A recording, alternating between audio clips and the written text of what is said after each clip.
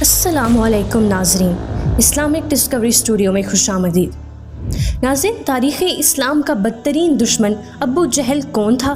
اس شخص کا آپ صلی اللہ علیہ وآلہ وسلم سے کیا رشتہ تھا؟ ابو جہل نے دین اسلام کے خلاف کون کون سی سازشیں کی اور ابو جہل کی موت کب اور کہاں ہوئی؟ ان تمام سوالات کے جوابات ہم آج کی اس ویڈیو میں جاننے کی کوشش کریں گے۔ لیکن ناظرین، ویڈیو کے آغاز سے قبل میری آپ سے درخواست ہے کہ ہمارے اس چینل اسلامک ڈسکوری اسٹوڈیو کو سبسکرائب کر لیں اور ویڈیو کو آخر تک ضرور دیکھیں۔ ناظرین، اسلام کے اس بدترین دشمن ابو جہل کا اصل نام عمرو بن ہشام تھا۔ اس کا باپ ہشام بن مغیرہ بنی مخزوم سے تھا۔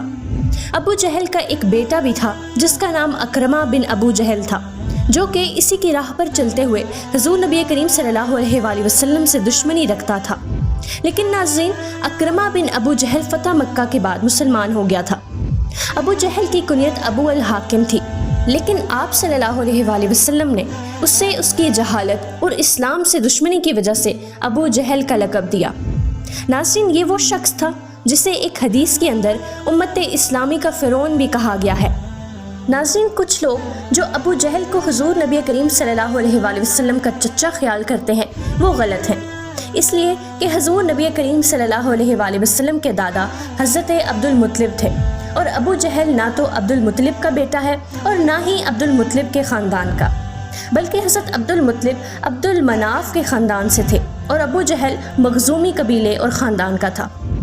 ناظرین، شجرہ نسب کے اعتبار سے ابو جہل کا شجرہ نسب مرہ بن کعب پر جا کر رسول نبی کریم صلی اللہ علیہ وآلہ وسلم کے سلسلہ نسب کی 7ویں پشت سے جا ملتا ہے۔ مرہ سے نیچے شاخوں کے اعتبار سے ابو جہل کا حضور نبی کریم صلی اللہ علیہ وآلہ وسلم کے ساتھ کوئی بھی رشتہ نہیں ہے، البتہ ابو جہل صرف پڑوسی ہی تھا۔ ناظرین، جہاں کئی انبیاء کرام علیہ السلام کو ان کی قوم نے شہید کر دیا، وہاں حضور نبی کریم صلی اللہ علیہ وآلہ وسلم نے بھی کئی تکالیف برداشت کی۔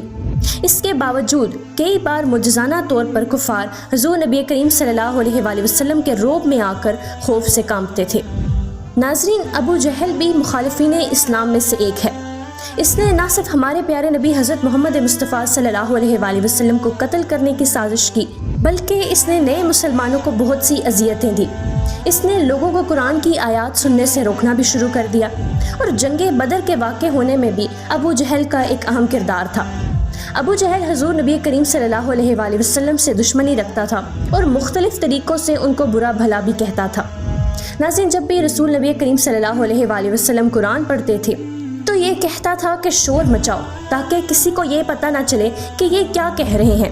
ایک دفعہ مشرکین حضور نبی کریم صلی اللہ علیہ وآلہ وسلم کا مقابلہ کرنے کے لیے ایک جگہ جمع ہوئے، اور ہر کسی نے ایک تجویز دی، اور ابو جہل نے تجویز دی کہ حضور نبی کریم صلی اللہ علیہ وآلہ وسلم کو معاذ اللہ قتل کر دیا جائے، اور ان کے قتل میں سارے قبیلے شریک ہو جائیں، تاکہ بنی ہاشم سارے قبیلوں سے جنگ نہ کر سکیں اور خون بہا لینے پر راضی ہو جائے۔ ابو جہل کی تجویز مانی گئی، اور اس کو عملی جامہ پہنانے کے لیے ہر قبیلے سے ایک فرد حاضر ہوا۔ ابو جہل بھی ان افراد میں شامل تھا جو ان کو ابھار رہا تھا، لیکن حضور نبی کریم صلی اللہ علیہ وآلہ وسلم کے بستر پر حضرت امام علی رضی اللہ تعالیٰ عنہ کا سونا اور حضور نبی کریم صلی اللہ علیہ وآلہ وسلم کی مکہ سے ہجرت سے ان کی سازش ناکام ہو گئی۔ ناظرین، تاریخ کے مطابق نئے مسلمانوں کے مقابلے میں ابو جہل نے مختلف حربے اپنائے۔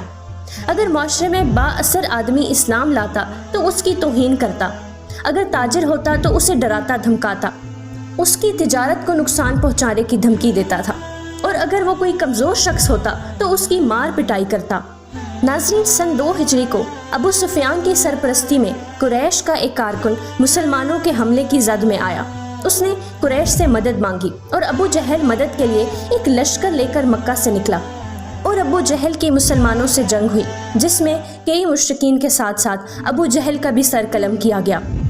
تو ناظرین، یہ تھی ہماری آج کی ویڈیو۔ بہت جلد ملتے ہیں ایک نئی ویڈیو کے ساتھ، تب تک کے لیے اجازت دیجیے۔ اللہ حافظ۔